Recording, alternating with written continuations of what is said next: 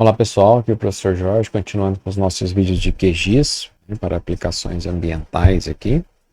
E nós vamos agora continuar fazendo a parte ainda de área de preservação. Vou tentar aqui mostrar para vocês uma que é interessante, são as áreas de morro, onde nós temos como previsão que áreas acima de 45 graus aí devem ter essas áreas de preservação. Então, nesse caso aqui, nós vamos utilizar o nosso modelo digital de elevação, que nós já trabalhamos no início dessa disciplina, né, desses vídeos. E aí vamos fazer um cálculo de declividade aqui, raster, análise, declive, tá? Eu vou selecionar justamente o meu MDE, o Copernicus UTM preenchido, sem depressões, que foi aquele completinho. E eu não vou marcar essa opção igual eu fiz em outros vídeos, mostrando para expressar em porcentagem. Eu quero em graus. Neste caso, vou marcar para ele computar as bordas. Vou salvar aqui no arquivo. Vou colocar aqui como declive. Declive. MDE. Graus. Salvar. E executar. Então, isso aqui nada de novo, a gente já fez esse cálculo. A única diferença é que eu vou deixar o resultado ser expresso em graus. Então, normalmente áreas do Mato Grosso do Sul são mais planas, né? Alguns locais a gente vai ter, acho que ele não achou nenhum lugar acima de 45 graus aqui. Vamos dar uma olhada nesse MDE. Vamos colocar aqui banda simples, falsa cor. Vou colocar mínimo e máximo, estimado real. Vou aplicar aqui, vou dar um intervalo igual aqui. Vou aplicar. E ok, ele achou aqui o máximo de até 47, né? Você veja que é um pontinho ou outro aqui, ó, que vai chegar próximo de, acho que não chegou nenhum acima de 45 graus. Se a gente fizer o histograma aqui, olha, você veja aqui a frequência dos pontos e não chegou aqui, o máximo chegou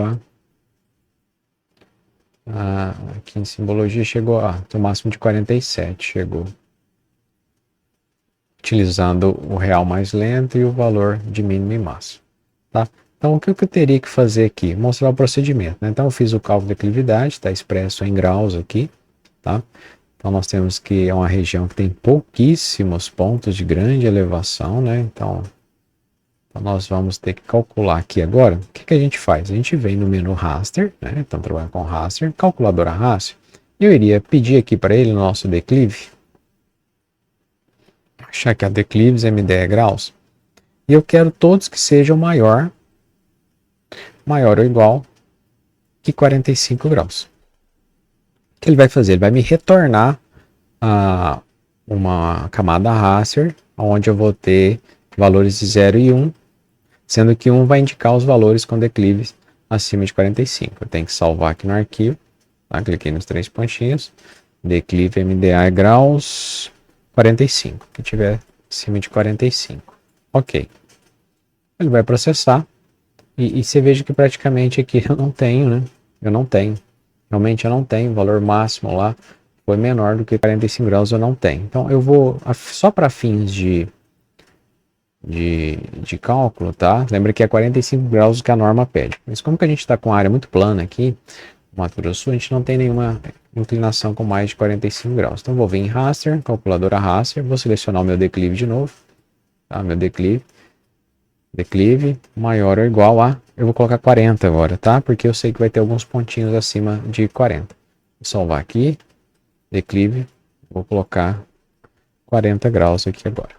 Estou só fazendo para demonstrar, tá? Porque a norma é 45. Ok?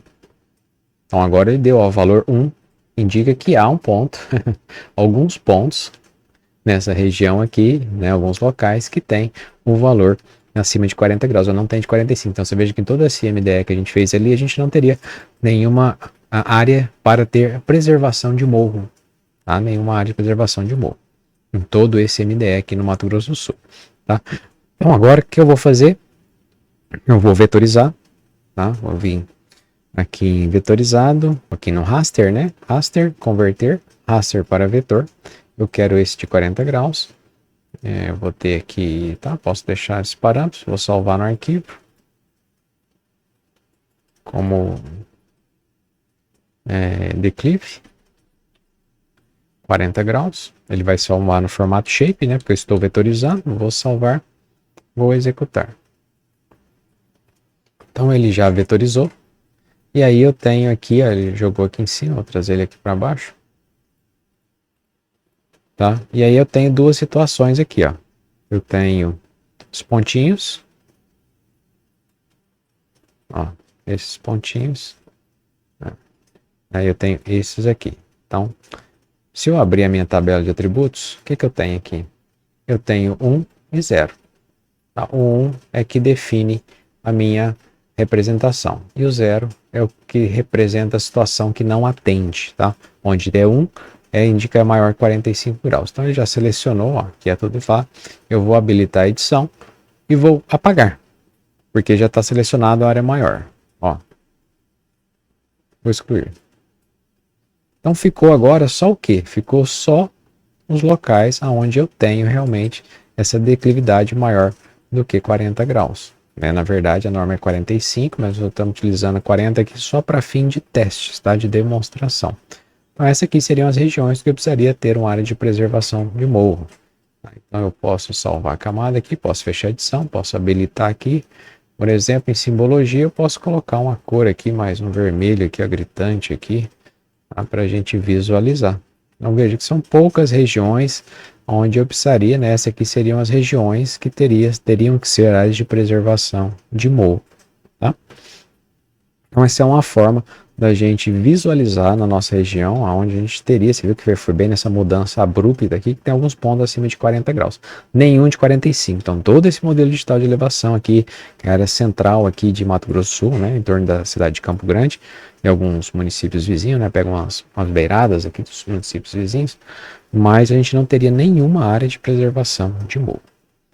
Uma outra função que a gente pode fazer e utilizar por meio dos modelos digitais são as áreas de preservação de topo. Topo, aí existe uma regra aí que você tem que achar o ponto de sela, e a partir do ponto de sela isso tem uma variação entre o ponto de base e o ponto de sela, uma variação em torno de 100 metros, né? Tem uma norma específica para isso também. Vou tentar demonstrar aqui para vocês. A primeira coisa que a gente tem que fazer aqui é extrair as curvas de nível. A gente já fez isso em outro vídeo, eu vou refazer aqui de novo, tá? Só para lembrar, raster, extrair, contorno. Então eu vou pegar o meu MDE corrigido ali, o Copernicus preenchimento, 30 graus.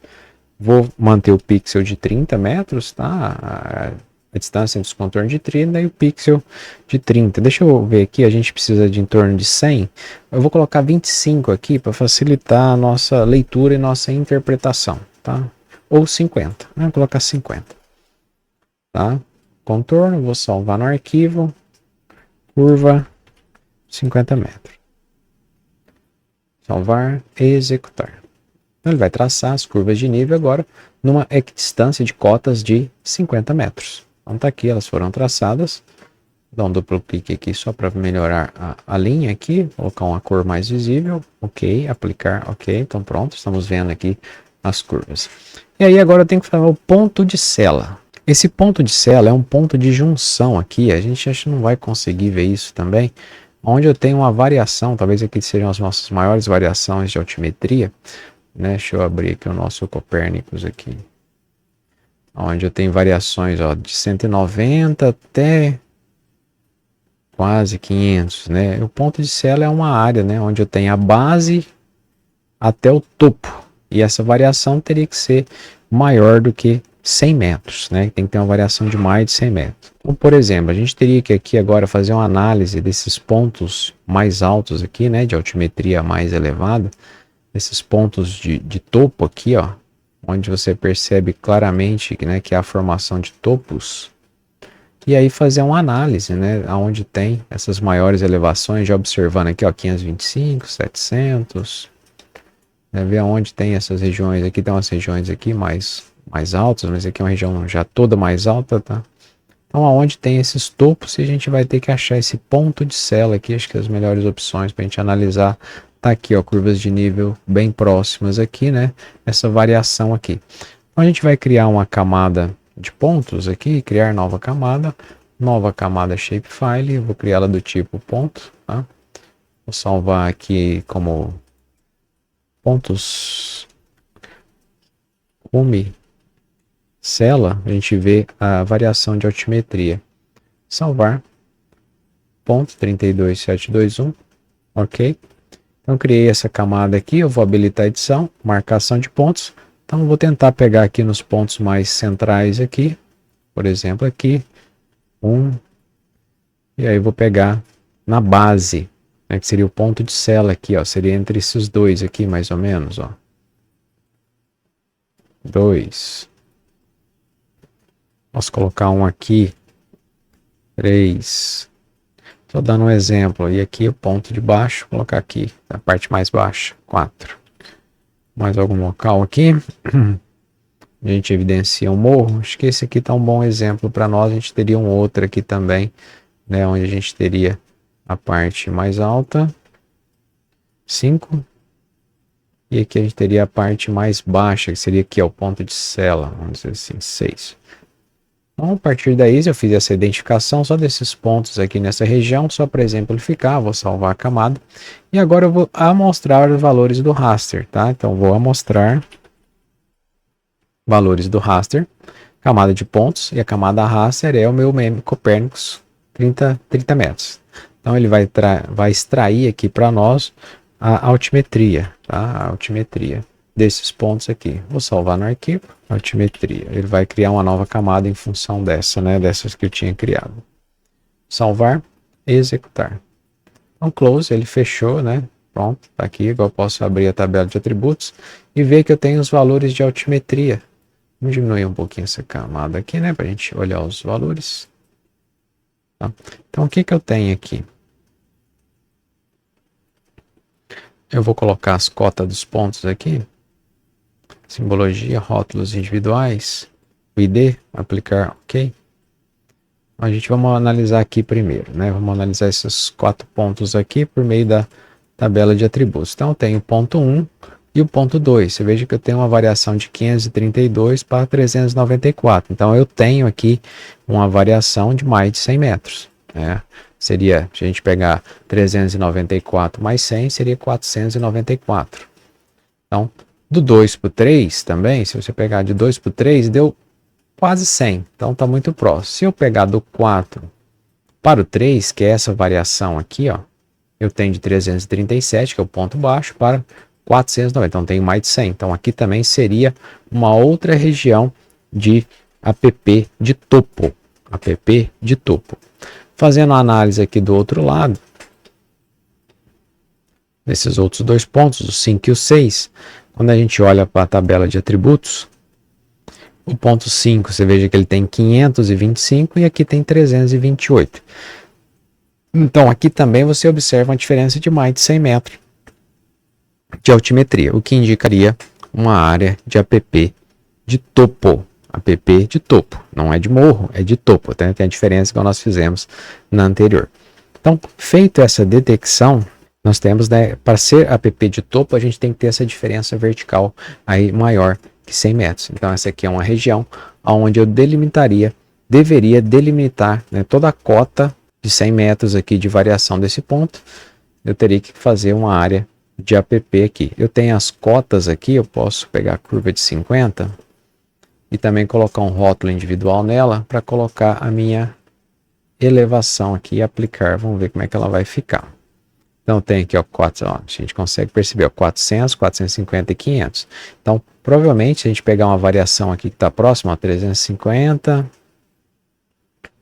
aqui a gente teria uma região de área de APP de topo. Eu tenho uma variação aqui de mais de 100 metros aqui, tá? Então, eu tenho uma variação aqui, ó, dessa cota de 350, 450 para 500. Eu tenho mais de 100 metros.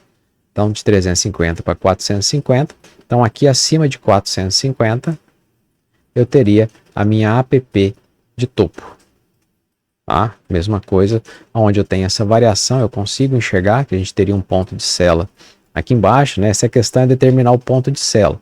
Determinando ele, diferença vertical de mais de 100 metros seria a APP de topo. Então, todas as vezes que você vê essas linhas, né, essas curvas de nível muito próximas, formando círculos assim, a gente faz a análise se há necessidade de APP de topo. Então, aqui se faria necessário nessas regiões que eu tenho essas variações, as APPs de topo. Tá? Então, espero que vocês tenham gostado desse vídeo, dessa interpretação das análises de área de preservação de morro e de topo. Espero vocês no próximo vídeo. Tchau e até lá.